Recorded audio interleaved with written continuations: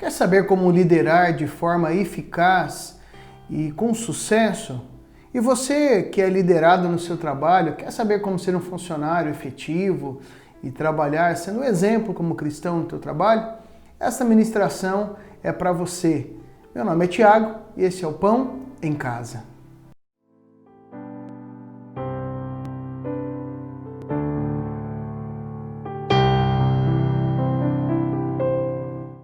Paz do Senhor, queridos! Como é bom nós estarmos juntos, finalmente finalizando a primeira carta de Pedro, trazendo uma ministração para as nossas vidas, para os nossos corações. Na próxima semana nós estaremos iniciando então a segunda carta de Pedro, então fique ligado, já pegue o seu caderno, seu lápis ou caneta, sua Bíblia e já vamos anotar, nós vamos já ler o capítulo 5 de 1 Pedro, para que você possa então completar toda esta carta de Pedro. Olha que bênção, já vencemos uma das cartas. O nosso intuito é que neste ano nós possamos estar estudando o Novo Testamento todo.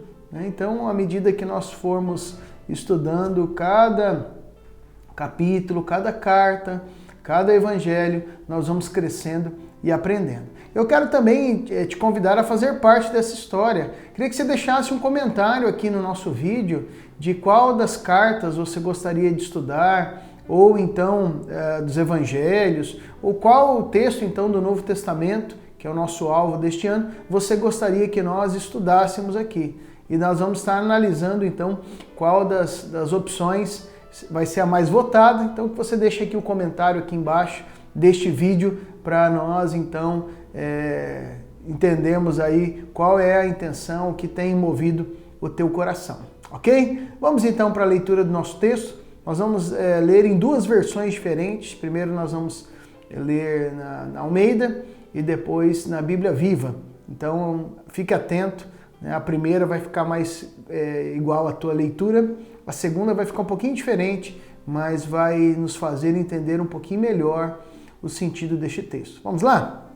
A palavra de Deus diz assim: aos presbíteros que estão entre vós, admoesto eu, que sou também presbítero com eles, e testemunha das aflições de Cristo, e participante da glória que se há de revelar. Apacentai o rebanho de Deus que está entre vós, tendo cuidado dele, não por força, mas voluntariamente, nem por torpe ganância, mas de ânimo pronto, nem como tendo domínio sobre a herança de Deus, mas servindo de exemplo ao rebanho. E quando aparecer o sumo pastor, alcançareis a incorruptível coroa de glória. Semelhantemente, vós jovens, sede sujeitos aos anciãos, e sede todos sujeitos uns aos outros, revesti-vos de humildade, porque Deus resiste aos soberbos, mas dá graça aos humildes. Humilhai-vos, pois, debaixo da potente mão de Deus, para que a seu tempo vos exalte, lançando sobre ele toda a vossa ansiedade, porque ele tem cuidado de vós.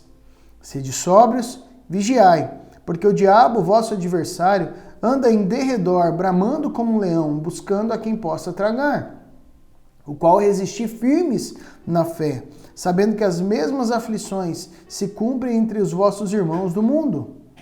E o Deus de toda graça, que em Cristo Jesus vos chamou à sua eterna glória, depois de haver padecido um pouco, ele mesmo vos aperfeiçoará, confirmará, fortificará e fortalecerá. A ele seja a glória, o poderio, para todos sempre. Amém. Por Silvano, vosso fiel irmão, como cuido, escrevi abreviadamente, exortando e testificando que esta é a verdadeira graça de Deus na qual estáis firmes. A vossa coeleita em Babilônia vos saúda. E meu filho Marcos, saudai-vos uns aos outros com ósculo de amor. Paz seja com todos vós que estáis em Cristo Jesus. Amém. Agora eu gostaria de ler com os amados na versão da Bíblia Viva, para nós entendermos um pouquinho melhor estas colocações de Pedro. Vamos lá, versículo 1. E agora uma palavra a vocês, os líderes da igreja. Eu também sou um líder. Com os meus próprios olhos vi Cristo morrer na cruz. e eu também participarei da sua glória e de sua honra quando ele voltar. Colegas anciãos, este é o meu apelo a vocês. Pastoreiem o rebanho de Deus, cuidem dele com boa disposição e não de má vontade, não pelo que vocês ganharão com isso, mas pelo desejo de servir ao Senhor. Não sejam tiranos, mas guiem o rebanho com seu bom exemplo. E quando vier o Supremo Pastor, a recompensa de vocês será uma coroa gloriosa que nunca perde o brilho. Vocês, homens mais jovens, sigam o exemplo da liderança, daqueles que são os mais velhos. E todos vocês sirvam uns aos outros com espírito humilde, pois Deus concede bênçãos especiais àqueles que são humildes, mas se opõe àqueles que são orgulhosos. Se vocês se humilharem debaixo da poderosa mão de Deus, em sua ocasião oportuna, Ele exaltará vocês. Deixem com Ele todas as suas preocupações e ansiedades, pois Ele está sempre cuidando de vocês. Estejam alertas e vigilantes, porque o inimigo de vocês, o diabo, ronda em volta como um leão faminto, que ruge à procura de alguma vítima para devorar. Fiquem firmes, confiem no Senhor e lembrem-se de que outros cristãos ao redor do mundo estão passando pelos mesmos sofrimentos. Depois que vocês tiverem sofrido por um pouco de tempo, o nosso Deus de toda graça lhes dará por meio de Cristo a sua glória eterna. Ele virá pessoalmente, tomará vocês e os colocará num lugar firme e os fará mais fortes do que nunca. A Ele seja todo o poder sobre todas as coisas para todo sempre. Amém. Estou enviando esta pequena carta com a ajuda de Silvano, a quem considero um irmão muito fiel. Espero tê-los animado por meio desta carta, pois eu lhes fiz uma demonstração de verdadeira graça de Deus. O que eu lhes disse aqui deverá ajudar vocês a permanecerem firmes nessa graça. A igreja que está em Babilônia, também escolhida, envia-lhes saudações. E meu filho Marcos também. Cumprimentem uns aos outros com um beijo santo. Que a paz esteja com todos vocês que estão em Cristo. Amém. Vamos orar, amados? Senhor Jesus, muito obrigado por este dia. Espírito Santo, nós clamamos o teu discernimento e a tua iluminação sobre as nossas vidas, para que possamos compreender o teu querer e a tua vontade. Nós oramos em nome de Jesus. Amém e amém. Pedro, neste texto, ele começa fazendo uma exortação a dois grupos muito específicos aqui. O primeiro deles aos presbíteros, ou como no segundo texto que nós lemos da versão da Bíblia Viva, aos anciãos ou líderes da igreja, e um segundo grupo que são os jovens, né? Não no sentido de idade apenas, mas seriam homens mais jovens ou mais neófitos na fé. Note aqui que a liderança da igreja ela era composta por irmãos mais maduros na fé, irmãos que já tinham uma vivência, uma caminhada com Cristo. Da mesma forma, nós como Igreja Presbiteriana Independente, nossa denominação, nós temos o sistema presbiteriano, onde nós elegemos como igreja líderes maduros, homens e mulheres exemplares, para nos ajudarem na caminhada. Então é justamente a este grupo dos líderes, e no nosso caso não somente os presbíteros, mas todos aqueles que exercem algum tipo de liderança, quer sejam líderes de células, de pequenos grupos, líderes de outros ministérios, ou seja, qualquer pessoa dentro da igreja que exerça um cargo de liderança. Por isso, esse texto, essa ministração vai servir para você que é líder. Líder de algum ministério, líder na igreja local, ou então líder em alguma área do seu negócio, da sua vida, porque os princípios da palavra de Deus, eles são eficazes, efetivos na nossa vida em todas as áreas. Nós não fazemos nenhuma diferenciação, eu particularmente, como pastor, não faço nenhuma diferenciação acerca de ministérios ou de uma vida secular e religiosa. Para mim, a visão que eu tenho da palavra de Deus é que a nossa vida, ela compreende toda a complexidade do ser humano, todas as nossas ações e pensamentos, como sendo a nossa vida cristã. Então, todas as vezes que eu falar sobre vida cristã, eu estou falando sobre a nossa vida, tanto naquilo que está relacionado com a igreja, com a vivência eclesiástica, como também a nossa vivência do dia a dia. Para mim, tudo é vida cristã. E nesse sentido, queridos, Pedro ele trabalha alguns princípios de exortação, tanto para os líderes quanto para os outros irmãos da igreja. Ele vai abordar aqui serviço, submissão, humildade e vigilância. 4 princípios importantes, tanto para o líder quanto para o liderado. Pedro ele inicia falando sobre a liderança, os presbíteros da igreja e outros irmãos que exercem funções de liderança. E o exemplo que ele traz é o exemplo pessoal da sua vida. Note que aqui no versículo de número 1, ele trabalha que ele também é líder ou presbítero, né? Ele era reconhecido como apóstolo, mas se identificava como tal. Também testemunhou os sofrimentos de Cristo e ele também foi coparticipante da glória que será revelada. Ele era participante nos 2 sentidos aqui. Tanto era uma testemunha ocular do sacrifício, da morte e ressurreição de Cristo Jesus, como também sofreu na sua própria pele, né, as dificuldades de ser um discípulo de Cristo. E ele também, né, ele se julga como alguém que... E ele se coloca como alguém também que será coparticipante da glória, né, os sofrimentos e a glória da vida do cristão. Neste caso, esta fala de Pedro também pode se referir à sua participação ali na transfiguração de Cristo, quando essa glória foi ali rapidamente revelada àqueles que se encontravam ali com Jesus. Mas o fato é que Pedro ele traz uma base firme e sustentável para a sua exortação. Ele coloca que ele está no mesmo barco.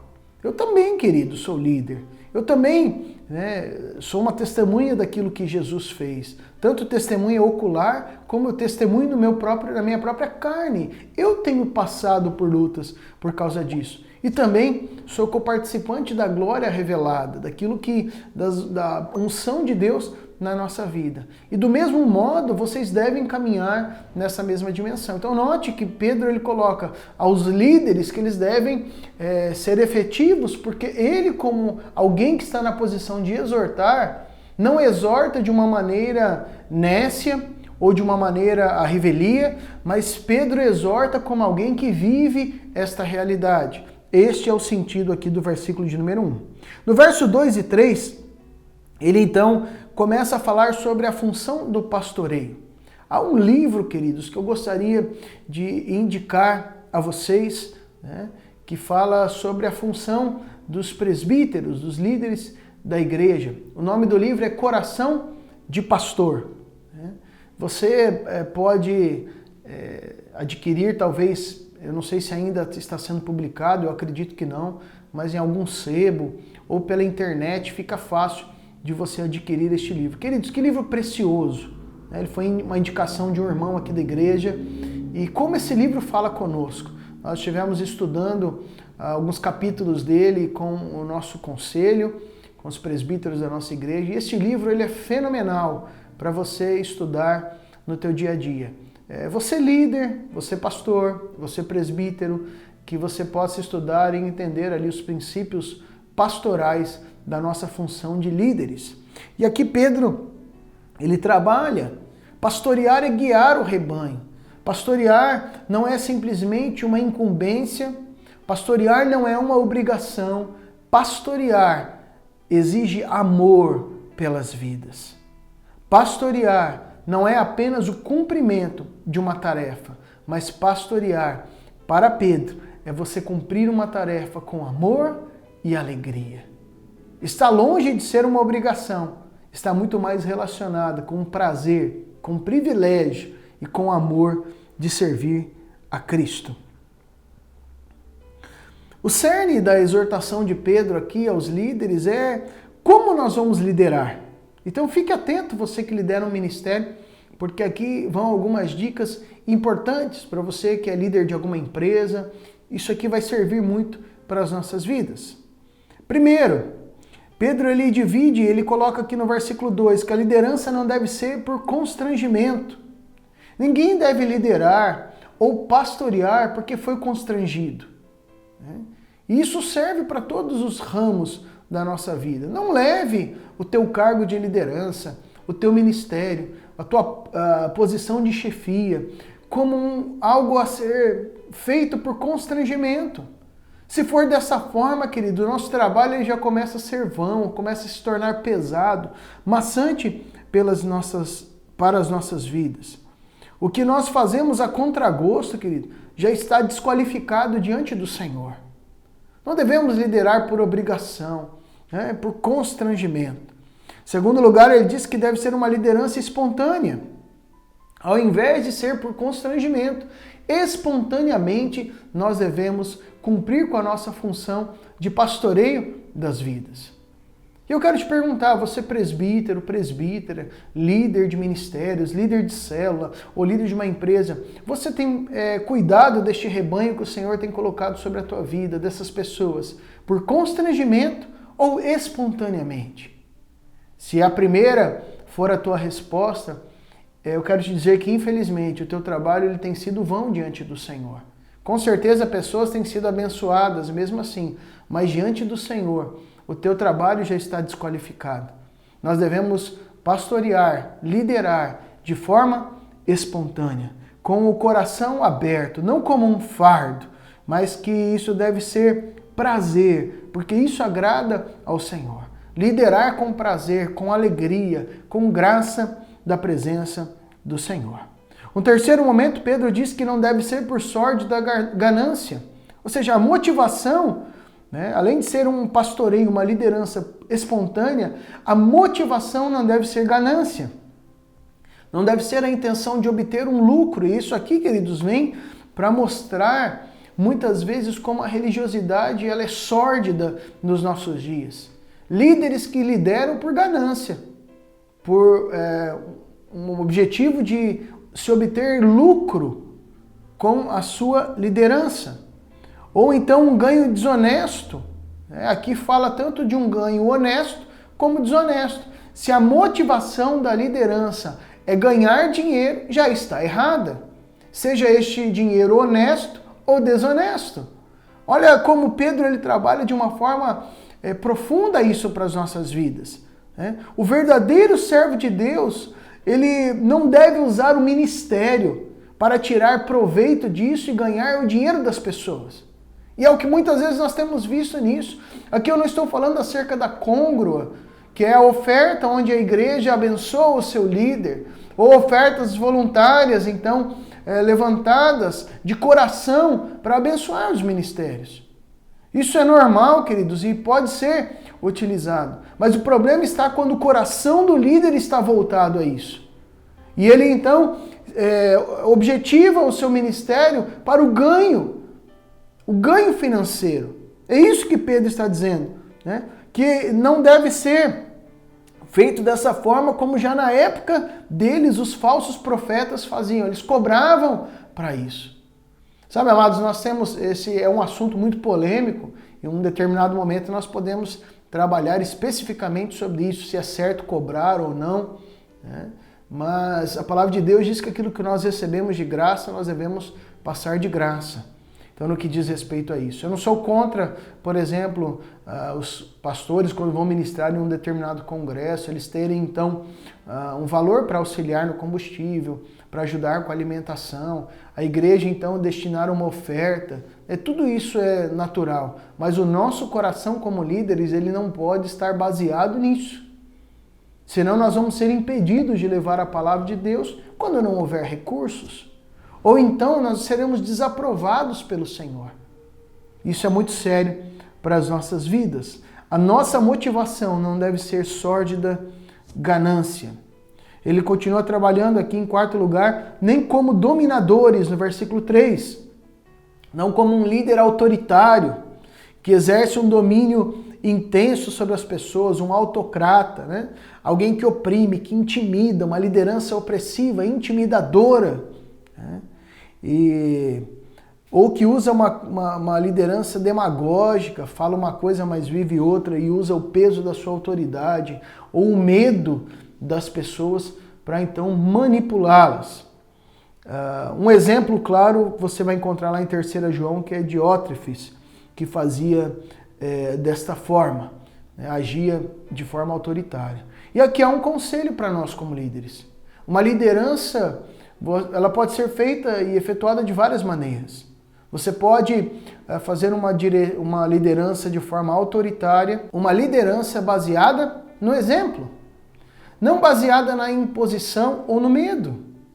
Você que é líder na tua empresa, há uma tentação muito grande de você usar o medo ou o seu poder ou sua autoridade para oprimir os liderados. No primeiro momento parece ser muito mais fácil esse tipo de liderança impositiva, mas quando nós olhamos para o dia a dia, e o meu exemplo é pessoal de vida, né, de exercer liderança, o modelo de liderança de Jesus, adotado aqui também por Pedro, que é um modelo de exemplo, onde as pessoas olham o teu exemplo. Há quem diga, né, nas frases aí do YouTube, né, que as palavras, né, têm um poder, mas os exemplos eles arrastam. Né? Ou seja, quando nós como líderes, ao invés de simplesmente darmos ordens, nós conclamamos as pessoas a fazer juntamente conosco, a adesão é muito maior. E é um jeito de liderar que é mais trabalhoso no início, onde você vai requerer de você que você fale bastante, né, que você mostre a cada dia as ações, mas que é um jeito de liderar muito mais efetivo para a nossa caminhada. E é isso que Pedro nos adverte. Não sejamos dominadores, opressivos, intimidadores. Há nesses dias atuais muitos líderes religiosos que governam e lideram pelo medo, né? Utilizando até de palavras bíblicas fora de contexto. Meu irmão, se esse é o teu caso, comece a questionar diante do Senhor se esse realmente é o lugar para você estar. Eu não estou aqui querendo gerar divisão e nem um outro tipo de problema, mas a liderança de Cristo não é por medo. Há pessoas que estão sendo líderes opressivos, líderes que ao invés de amor, graça, misericórdia, serviço, exemplo, na verdade lideram as pessoas gerando medo, incerteza, insegurança. E essas pessoas então têm uma caminhada deturpada e distorcida acerca de como nós vivemos diante do Senhor.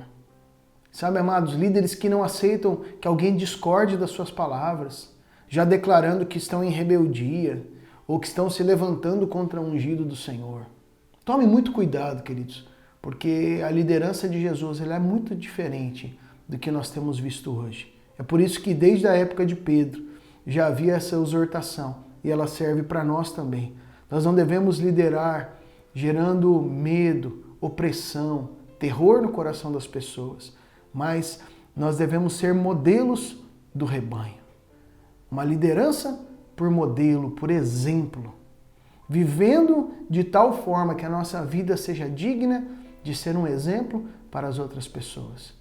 Nosso exemplo de vida fala muito mais alto do que qualquer palavra declarada. Os liderados eles não podem achar que são apenas marionetes dos seus líderes.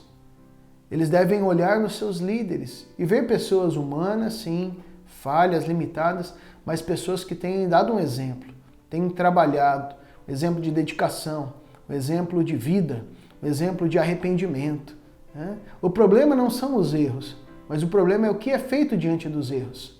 Da mesma forma, quando nós lideramos a nossa família, nós como pais, né, como sacerdotes do nosso lar, o problema não é quando nós erramos.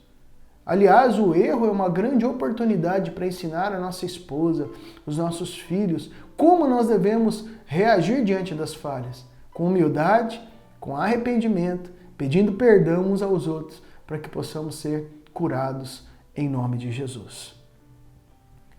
Sermos modelos. Muitas vezes nós encontramos líderes que exigem determinadas atitudes das pessoas que nem eles cumprem. Isso é complicado, queridos. O nosso exemplo fala muito mais alto. A nossa vida fala muito mais alto. E o nosso estilo de liderança, segundo Pedro, deve ser este. Um estilo de liderança que tem por base o exemplo de vida. Como alguém que tenta acertar e vai caminhando nessa dimensão, olhando para Cristo. E ele coloca então a partir do versículo número 4, que é uma recompensa do líder espiritual. Olha o que o verso 4 nos diz. E quando vier o Supremo Pastor, a recompensa de vocês será uma coroa gloriosa que nunca perde o brilho. Ele coloca que a nossa recompensa de sermos líderes conforme o coração de Deus é justamente essa honra de Deus sobre a nossa vida, a recebermos a glória, uma coroa gloriosa, né, que vamos receber para a eternidade, que nunca perde o brilho. Aqui, é claro, há um contraste com as conquistas humanas, com o reconhecimento humano, que ele perde o seu brilho com o tempo, com as glórias humanas, né? E aqui Pedro coloca, olha, a glória que nós vamos receber de Deus, o elogio, a bênção, o prêmio de sermos líderes conforme o coração de Deus, é que nós receberemos uma coroa gloriosa que jamais perde o seu valor, o seu esplendor, a sua glória, o seu brilho. Nós receberemos esta coroa de nada mais, nada menos de quem? O Supremo Pastor. No Evangelho de João, então, Jesus se intitula como bom pastor. Aos Hebreus é chamado, então, de grande pastor. Pedro já chama ele anteriormente de pastor e bispo da vossa alma. Mas na prática, o que nós temos que aprender aqui com este texto é que o próprio Deus, através do seu Filho Cristo Jesus, é quem vai nos dar este prêmio soberano para as nossas vidas. E apesar de a igreja ter várias pessoas que então ocupam os lugares de liderança, não é dessas pessoas que nós vamos receber esta coroa, é do Senhor. Ou seja, nós vamos prestar conta, além dos nossos líderes, né, que já é importante, mas nós estamos prestando conta ao Rei dos Reis e Senhor dos Senhores. É das mãos dele que nós vamos receber a recompensa quando ele se manifestar. Então nós não devemos ficar meramente preocupados com outras questões, senão a agradar o coração do nosso Supremo Pastor. A partir então do versículo 5, Pedro ele começa a trabalhar então acerca dos liderados. Olha o que a palavra de Deus nos diz. Vocês, homens mais jovens, sigam a liderança daqueles que são mais velhos. E todos vocês sirvam uns aos outros com espírito humilde, pois Deus concede bênçãos espirituais àqueles que são humildes, mas se opõe àqueles que são orgulhosos. Interessante aquilo que o Senhor fala conosco através de Pedro. Ele está dizendo, olha, vocês que são liderados, em relação aos seus líderes, obedeçam. Há aqui uma mutualidade no relacionamento entre líder e liderado. É sobre isso que Pedro trata aqui. Há um dever de submissão à liderança local.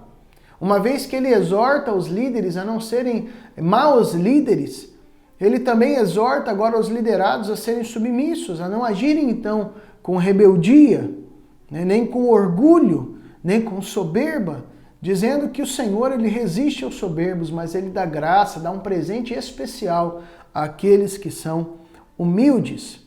E aqui cingir de humildade, como nós vimos em outras passagens da palavra, significa literalmente colocar um avental.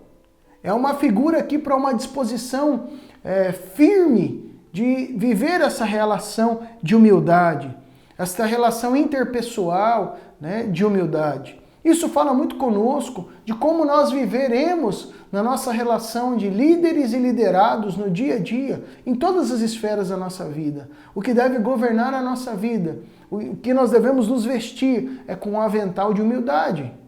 Eu lembro de uma época que era bem comum as pessoas falarem acerca das sandálias da humildade, de pessoas que tinham uma aparente humildade, mas que na prática não viviam. E o segredo para uma liderança eficaz, ou para você ser um liderado que tem aí uma caminhada bem-sucedida, é você se cingir de humildade. Humildade para reconhecer quando está errado e voltar atrás na sua decisão, ao invés de jogar a culpa nos seus liderados. Humildade para ouvir o seu líder quando ele te chama a atenção. Humildade. Note que Deus reage para conosco à medida que nós escolhemos uma ou outra atitude. Se escolhermos uma atitude de soberba, ele resiste e nos bloqueia. E se então escolhermos uma atitude de humildade, ele dá graça e nos recebe. Como você quer ser tratado pelo Senhor? Espero que com graça e com um presente especial da parte dele. Então haja com humildade em todos os teus relacionamentos. A partir do verso 6 ele começa a trabalhar acerca da confiança em Deus. Vamos ler juntos? Se vocês se humilharem debaixo da poderosa mão de Deus, em sua ocasião oportuna ele exaltará vocês. Deixem com ele todas as suas preocupações e ansiedades, pois ele está sempre cuidando de vocês. Confie no Senhor. Este texto justamente trabalha quando você está passando por lutas. Talvez o teu líder não tenha sido muito abençoador na tua vida, ou o teu liderado tem te dado muito trabalho. E a resposta para isso é: confie em Deus, ore, coloque diante do Senhor, apresente as suas petições diante do Senhor e confie nele, porque no tempo oportuno ele vai trazer a recompensa. E aqui a chave novamente é a humildade. Se relacionar com Deus em meio às tribulações, a chave é a humildade. Nos momentos difíceis, busca o Senhor com humildade. Nos momentos de dificuldade nos relacionamentos, a chave é a humildade. E no verso 7, a confiança no Senhor. Confiar nele, mesmo quando você está vivendo sob pressão social, sob pressão no teu trabalho, sob pressão no dia a dia, pressão na tua família. Confie no Senhor. Ore, coloque diante dele e continue a sua caminhada com humildade e confiança na presença do Senhor. Neste trecho, até o verso 7, Pedro está trabalhando em meio a questões naturais, sociais. E a partir do verso 8, ele traz em voga uma questão espiritual. Ele começa a trabalhar sobre a ação do nosso adversário, Satanás. E aqui ele traz um exemplo muito peculiar para as nossas vidas que eu quero meditar junto com vocês. Ele trabalha que o diabo, o nosso adversário, está andando ao nosso derredor, rugindo como um leão, procurando uma presa a tragar. E este exemplo aqui ele é fantástico, mas ele está longe de ser um exemplo muito comum para a nossa realidade. O máximo que eu vi um leão até hoje foi na televisão ou em algum jardim zoológico, né? Mas, quando nós vamos analisar as situações acerca do leão, primeiro, o leão ele não ruge para tragar uma presa. Segundo, não é nem o leão que caça, são as leoas. Né? Então as leoas vão à caça para o rei da floresta, aí, né, o leão, e trazem o alimento então para eles comerem. Então, pastor, você pode perguntar, então em que momento este texto está paralelo com a realidade natural? Em apenas um momento, queridos. Quando o leão ele vai se tornando mais velho, ele perde então a liderança do seu grupo, né? Note que quando um leão mais jovem, macho, ele vai atingindo a maturidade, ele desafia o leão mais velho, o líder então do grupo, e uma vez ele vencendo esse leão mais velho, ele é expulso do grupo. E esse leão mais jovem assume o comando então do grupo todo. E este leão mais velho, ele fica desolado. Então, pela primeira vez, ele tem que ir atrás de alimento, de comida, e geralmente ele fica saboreando as carniças da vida, né? Os restos, lutando ali com as hienas para tentar comer algum alimento. E geralmente quando isso acontece, o leão já está bastante velho, geralmente já acontece algumas coisas naturais, que, por exemplo, ele começa a perder os seus dentes, fica lento, já está velho, com dificuldades, porque nunca caçou, né? Então geralmente são as leoas, e ele começa então a ter dificuldade para adquirir o seu alimento. E qual é o caminho natural? A morte. Em pouco tempo ele se enfraquece e acaba morrendo. Em pouco tempo ele acaba se enfraquecendo e vindo então a óbito. Mas o que significa então essa passagem onde Pedro diz que o nosso adversário está ao derredor, rugindo como um leão, procurando a quem tragar? Ele está dizendo que o nosso adversário é um leão velho, desdentado, mas que não é inofensivo.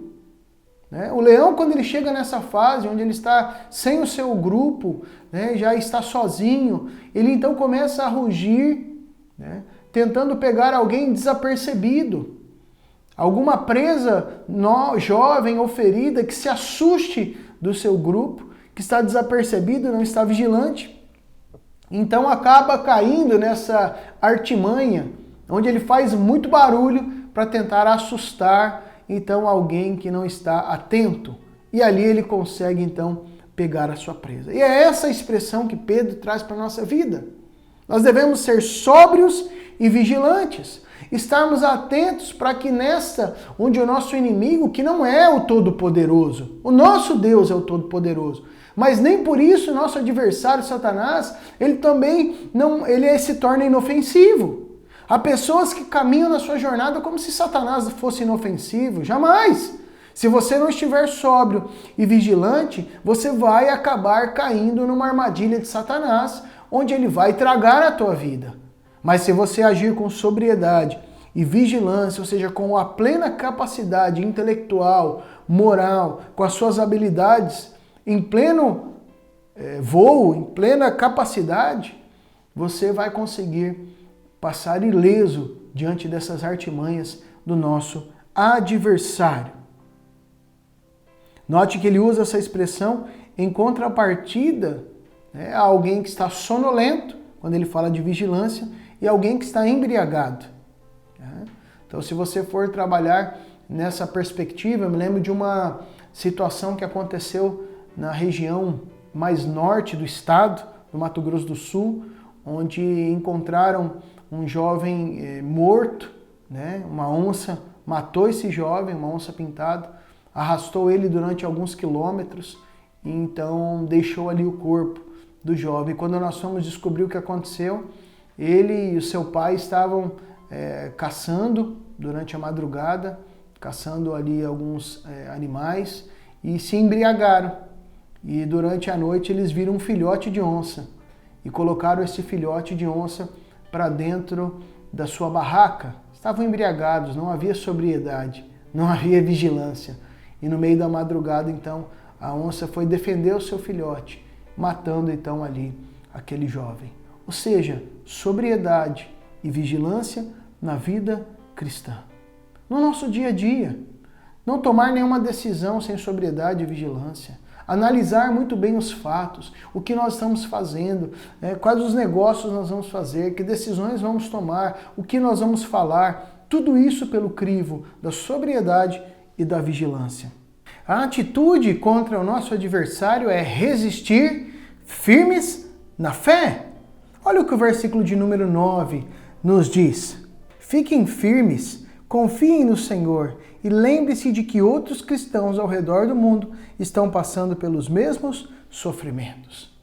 Pedro aqui, ele coloca novamente em voga a questão do sofrimento, mas diante das aflições, quer sejam terrenas ou celestiais, sobrenaturais, vamos colocar assim, não celestiais, mas sobrenaturais, nós devemos resistir firme, irredutível, contra as artimanhas de Satanás, contra as propostas do inimigo contra as nossas vidas. Questões que ele tenta nos influenciar, como a cultura da sociedade, a economia, a política, ideologias e outras religiões do mundo que tentam nos influenciar, nós devemos permanecer firmes, inabaláveis em Cristo Jesus. Certo de que nós não estamos sós na luta. O Senhor Jesus está junto conosco. E juntamente conosco também nós temos outros irmãos caminhando na mesma fé, no mesmo sentimento.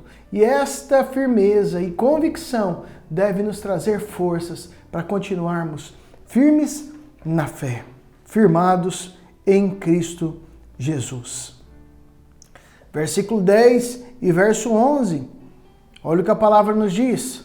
Depois que vocês tiverem sofrido por um pouco de tempo, o nosso Deus de toda graça lhes dará por meio de Cristo a sua glória eterna.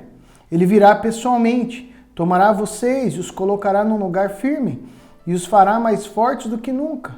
A Ele seja todo o poder sobre todas as coisas, para todos sempre. Amém. O aperfeiçoamento das nossas vidas.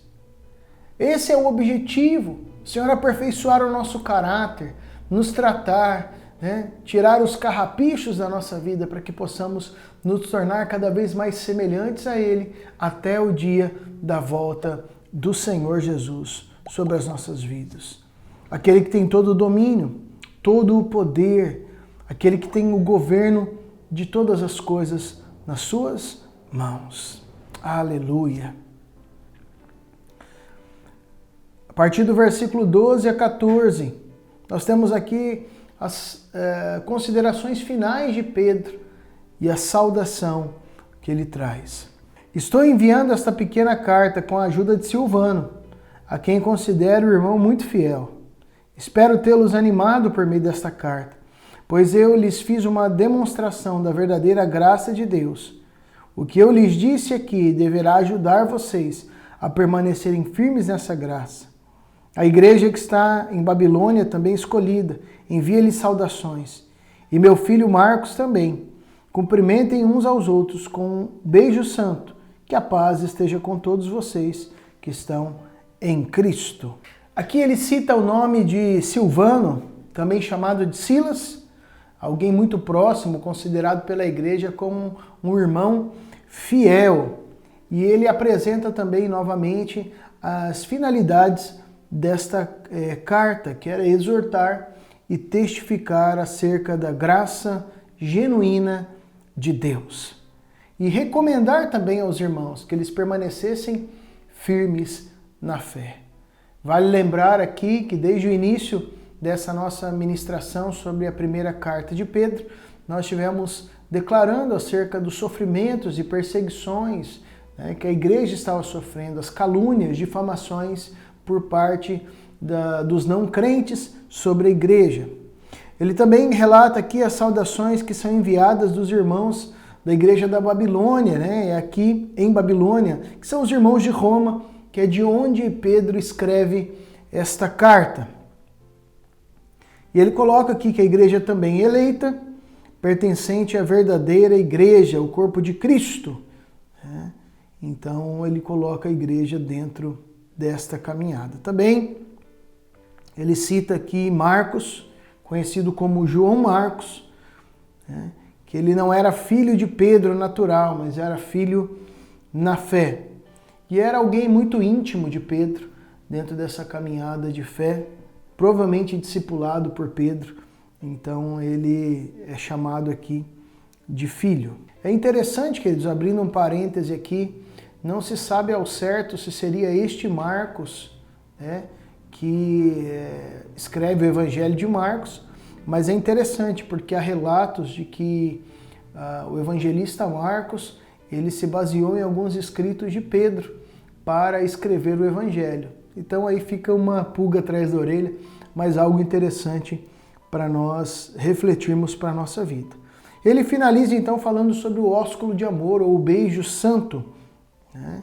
Lá em Paulo, na carta aos Romanos, Paulo também, ele cita essa questão que era um sinal de intimidade na fé, de unidade dentro da família cristã. Transmitia então aceitação, fraternidade, que é conhecido como um beijo no rosto, que hoje nós cumprimentamos as pessoas mais íntimas. Então falava-se então deste beijo que não tem nada a ver com questões de atração sexual, né, pessoal. E as últimas palavras, enfim, de Pedro são estas: paz a todos vós que vos achais em Cristo. Então é um desejo em forma de oração que ele manifesta o anseio dessa paz de Deus alcançar estes irmãos que estavam ali. As bênçãos espirituais, a presença de Deus, para que tudo isso unisse o coração dos irmãos e os preparassem para os tempos ameaçadores que estavam chegando ali sobre a igreja. O que nós podemos concluir neste texto? Nós podemos ver, então, Pedro no início chamando a atenção das lideranças para que liderem não por sentimentos de ganância, não liderem como sendo pessoas impositivas, mas que liderem então por amor a Cristo, com sentimento de privilégio e graça de poder liderar e pelo exemplo. Depois ele chama a atenção então dos liderados para que sejam obedientes E ele coloca essa relação interpessoal entre líderes e liderados sendo uma relação baseada na humildade e no amor. Isso é muito importante, que nós possamos levar para a nossa vida essa caminhada de humildade. E Pedro, quando ele fala sobre isso, justamente ele traz em voga talvez o último encontro dele com Jesus Cristo, onde o Senhor Jesus constantemente dizia a ele: Pedro, então pastoreia as minhas ovelhas. Isso é tremendo, porque Pedro experimenta na própria carne tanto perseguições, como também o próprio relacionamento com Cristo e a exortação de Cristo para a sua vida. E ele, como bom ouvinte e aprende muito da presença de Cristo, se torna um bom pastor e também deixa essa exortação para que pastoreemos as ovelhas do rebanho de Cristo. Também nós vemos as ações do inimigo sobre nós, tentando nos tragar, mas nós podemos e precisamos resistir firmes na fé, sabendo que o nosso trabalho em Cristo não é vão, sabendo que o Senhor, Ele guarda as nossas vidas. E nós não precisamos temer mal algum, porque o Senhor está conosco. Vamos orar, queridos? Senhor Deus, nós te adoramos e te agradecemos porque podemos ter a plena convicção de que o Senhor está conosco. O Senhor jamais nos desampara. E nós te pedimos, Senhor, que a cada dia os nossos corações possam ser tocados por Ti, encharcados de humildade, Senhor, encharcados de vida que vem da presença do Senhor. E assim caminharmos em unidade de fé. Ó Deus, entendendo, ó Deus, as lutas e limitações uns dos outros e caminhando segundo a Tua presença e o Teu amor. Nós oramos em nome de Jesus. Amém e amém. Querido, quero te convidar a se inscrever no nosso canal, o Pão em Casa, a curtir, clicar ali nas notificações, em todas, no sininho, e compartilhar com o máximo de pessoas, seus amigos, familiares. Você pode compartilhar direto do YouTube também para o WhatsApp. Vai ser um prazer, querido, poder chegar na casa dos teus familiares também com esse estudo da Palavra de Deus. Se prepare, porque semana que vem nós vamos iniciar a segunda carta de Pedro, com um conteúdo maravilhoso para ministrar na nossa vida. Que Deus te abençoe, meu irmão e minha irmã. Fique na paz e na graça do Senhor Jesus.